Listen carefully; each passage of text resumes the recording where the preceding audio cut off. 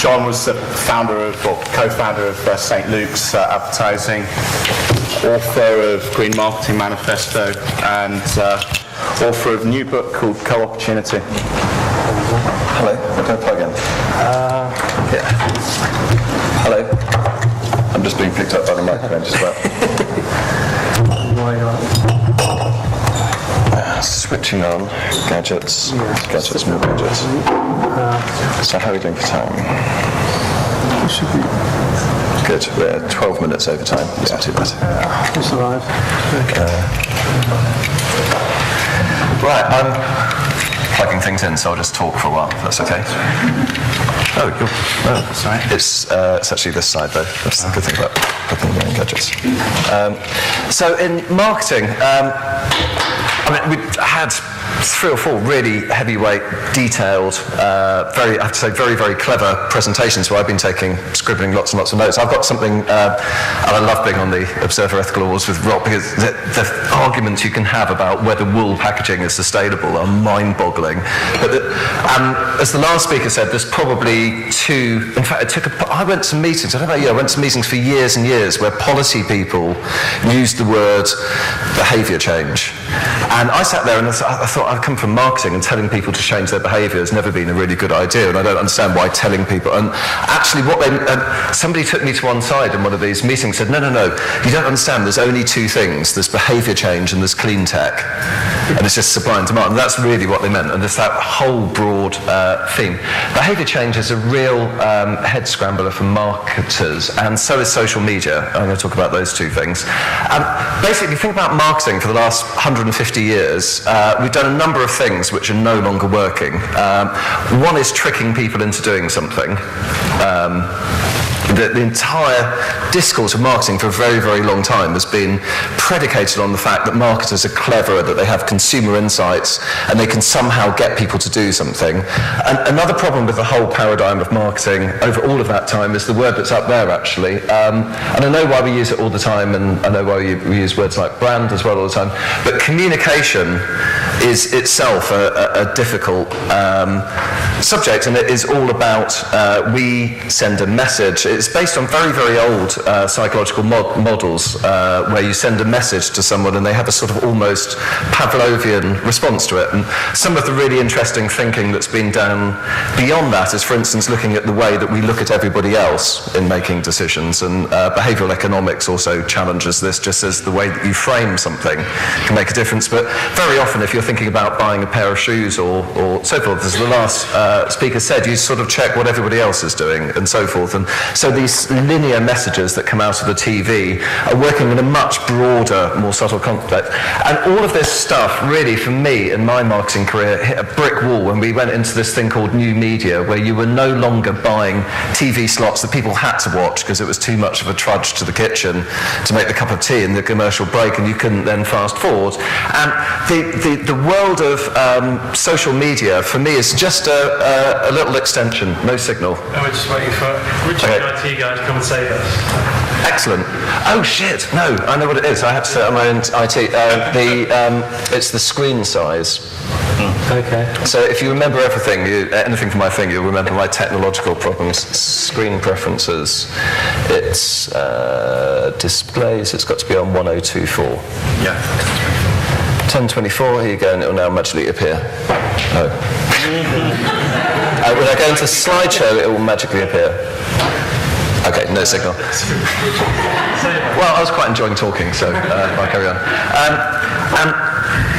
So when I talk to clients about social media, and the third problem with marketing is interrupting people, which is unbelievably annoying, but you sort of put up with it when it's a radio show and, you know, the jingles come on in between things and you've probably only got it on because you're working the building site and you've got the radio on all day, or you're busy in the kitchen or other things. But all of these things came to a head and have come significantly most to a head in social media. So imagine, which a friend of mine was at one point, you were the marketing director of Skype, and you had this genius idea idea, which is you're going to break into people's phone conversations on Skype and monetize the whole model by talking to people about your products.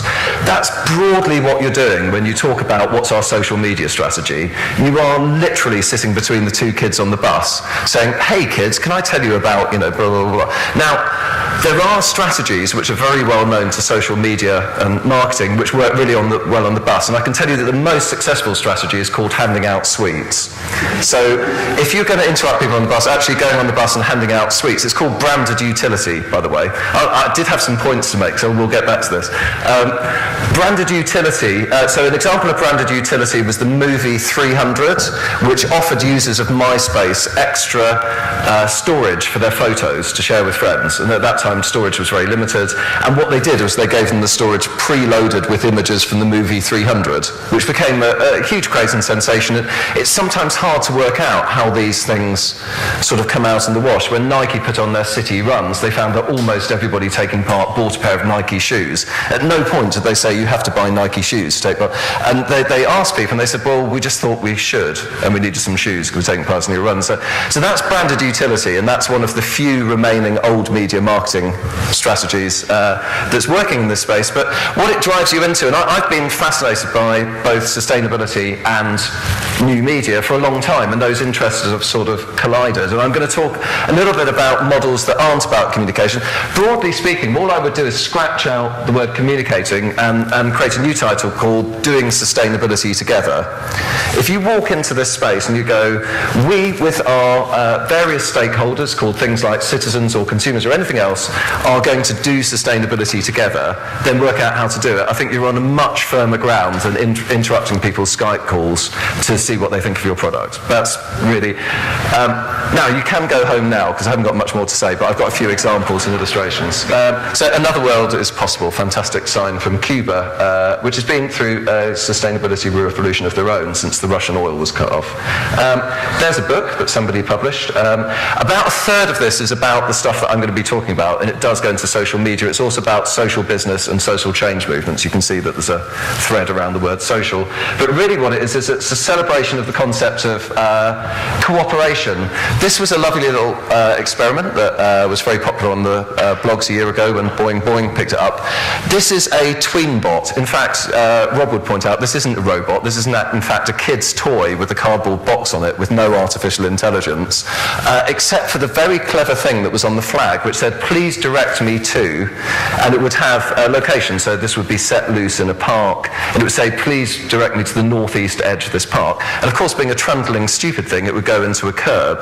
And these were secretly filmed, and in New York, which is arguably one of the more competitive, get out of my way, I'm not stopping to give anybody help on the street, these things never ever failed to get to their destination across sometimes long and insane. And we are just by nature, at some level, we are a cooperative species as well as a competitive species, and we get joy out of both of them. We enjoy competing in social networks, and we also enjoy cooperating them in all sorts of ways that I'll describe. Cooperation, I described this before as the fire escape test. I mean, the thing is that it's all about your objective. Is my objective to focus on the well-being of the overall group? That's cooperative behaviour. This is the definition from games theory. Or is my focus on my individual interests? So am I doing it for the chess club, or am I doing it to win this individual match? In many situations, you get the best payoff as an individual if you all look after the needs of the group, kind of shoaling behaviour, like leaving here in a good state. And this is true of many of the conundrums we face with sustainability, particularly when we get into some of the crises that have been described today of restraint. Now, I wanted to find a single image that exemplifies the bad side of social media, and you can't get much better than chat roulette. You would have seen this in some of the broadsheet newspapers. And in case that's too small, basically it says, you, as the guy at the bottom says, WTF, what the fuck are you? Stranger, a cat, and then ... This is the world of interrupting. Now, teenagers have always been having insane conversations and getting involved in inappropriate behaviours, and the only thing about social media which has changed is that these are now visible. This isn't happening behind the bike sheds or in a club that they shouldn't go to. This is happening in an area where somebody's managed to take a screenshot, in fact, this user in this case. But that is a world of getting in between people's conversation on the bus. What really interests me about about social media is in fact the entire other side of them, which is only a small part of social media, but I think it's a huge part of their potential for sustainability.